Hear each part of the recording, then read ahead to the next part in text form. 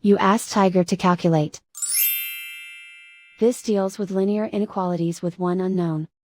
The final result is w greater than -10. Let's solve it step by step. Swap sides.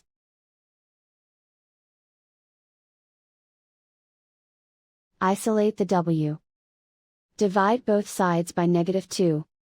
Whenever you multiply or divide by a negative, reverse the inequality sign.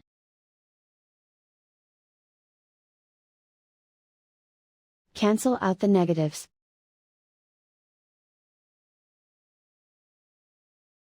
Simplify the fraction.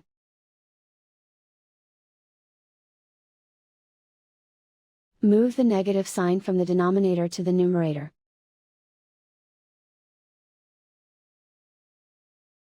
Find the greatest common factor of the numerator and denominator.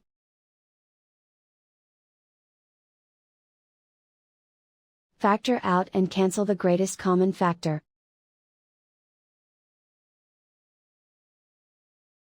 Plot the solution on a coordinate grid. And so the final result is w greater than -10.